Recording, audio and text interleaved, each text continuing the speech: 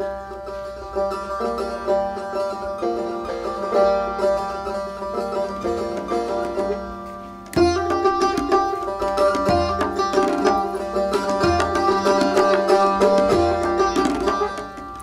story of the Elyachar family is a story of a magnificent dynasty, a story of excellence and scholarliness, of vision and activism. It is a story of a deep ideological commitment and high cultural sensitivity. The Elyachar family represents a one-of-a-kind model of Jewish philanthropy intertwined with a relentless striving for justice, equality, unity, and brotherhood. The family tree, which is deeply rooted in the Jewish Sephardi tradition, still bears fruit. The Elyachar family is an avant-garde family, a family of pioneering thinkers. The message this family carries through the years, a message which acknowledges Israel's special geopolitical location in the Middle East, may have been a harbinger for a later era. Words such as philanthropy or charity do not do justice to the Elyachar family's enterprises. The Elyachar family demonstrates the power to establish institutions that can realize the family ideology, fight the established discourse, and suggest a paradigmatic turnabout in Israel's own self-determination. It is only recently that the message carried by the Elyachar family throughout the ages has received its due recognition. Only now the road the family has been offering has begun to shine its own light, and they are revealed as clear-sighted visionaries of the new developing reality. When I met J.R. Elyachar in New York on a Thursday afternoon in 1981, I was impressed by his unpretentious office, humble appearance, humility, affection, and warmth towards his Sephardi heritage. I was asked by him to recite the hymns of Rosh Hashanah and Kippur, in which he joined me with wetted eyes.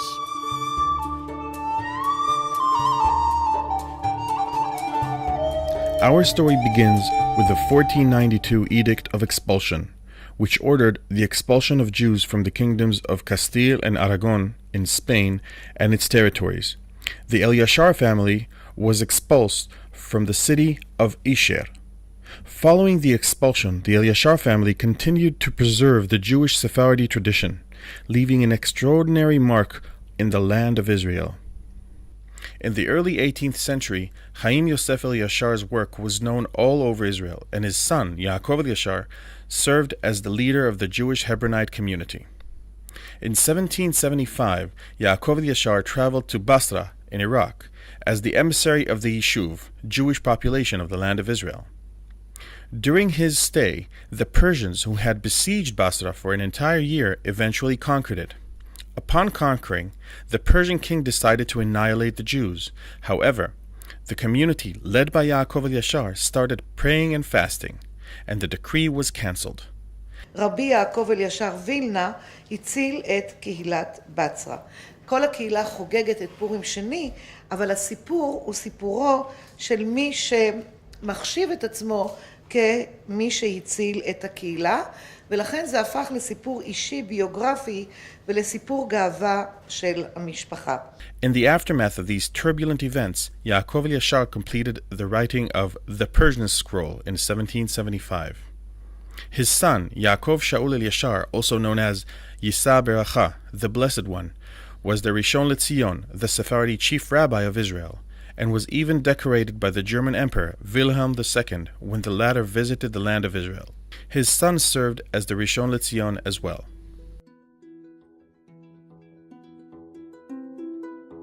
Following the establishment of the State of Israel, the Elyachar family fought against the melting pot policy, which aspired to obliterate the history of Mizrahi and Sephardi Jewry.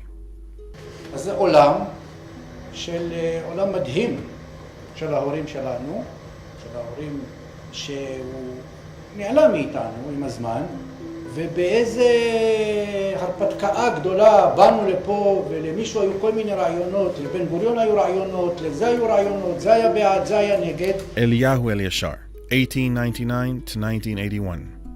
One of the greatest leaders of the Sephardi community in Israel, a member of the Knesset, a visionary and a man of action. Interested in contributing to the community in general and to the Sephardi one in particular, Eliyahu founded the Misgav Yerushalayim Research Institute as an independent center in 1972.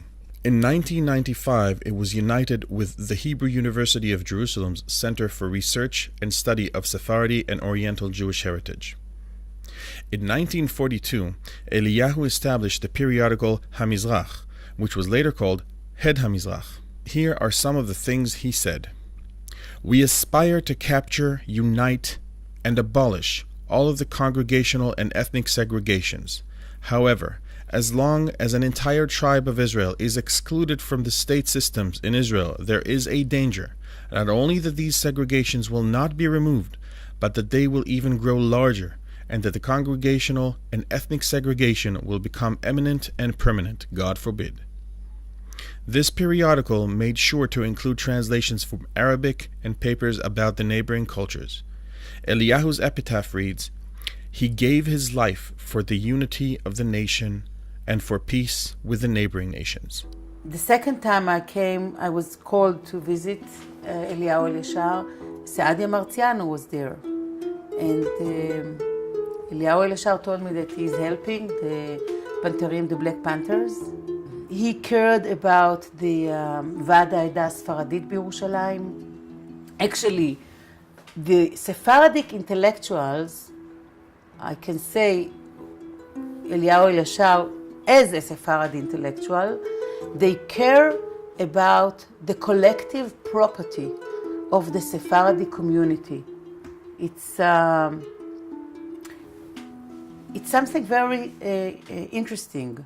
Like my grandmother, for example, when she died, most of her heritage she ordered to Va'ad Ha'edah Sfaradit in Haifa, to the Sephardic community or committee in Haifa, in the city of Haifa. Elyachar too, he was concerned about the Sephardic committee property in Jerusalem. He was taking care of it, he was managing it. And places such as Bet Cholim Misgav Ladach, places such as Bet Va'ad Ha'edah Sfaradit in the Old City, the house of the Sephardic committee in the Old City in Jerusalem. Establishing new properties such as Misgav Yerushalayim, which is an academic institute for the studying of the Sephardic communities and heritage. So this is something that is typical, I think, to Sephardic intellectuals, at least from that generation of Eliyahu Elyachar, of my father's family. I mean, this is typical that they care about the Sephardi structure as community. I cannot see, for example, Ashkenazi intellectual that is taking upon himself without being paid. I'm not talking about jobs now, but taking upon himself voluntarily the mission or the responsibility of managing on a daily basis the property of the public, of the Sephardic public. This is something that is typical to Sephardi intellectual, I believe.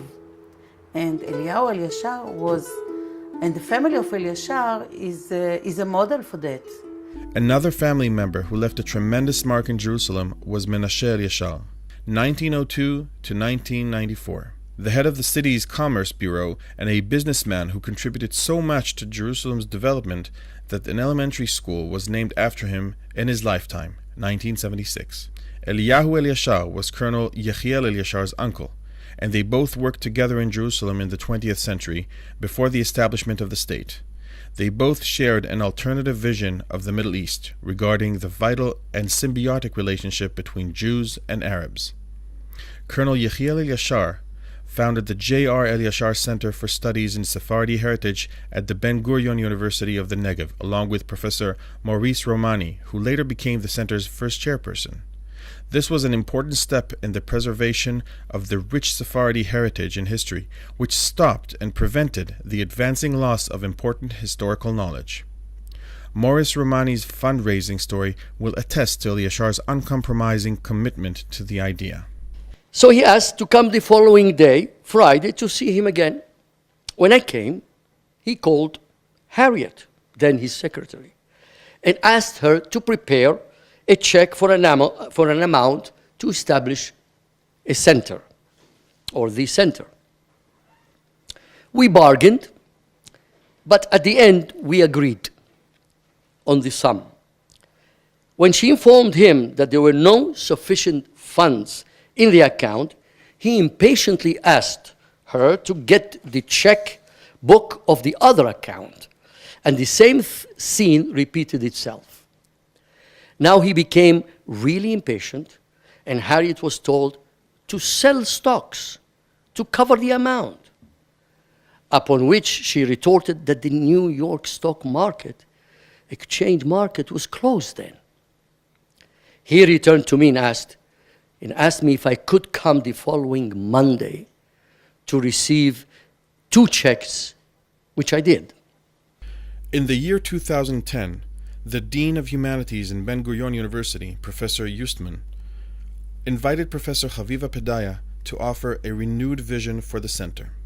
Pedaya embodies the multifaceted richness of the Sephardi Mizrahi identity, poet, scholar, and deep thinker.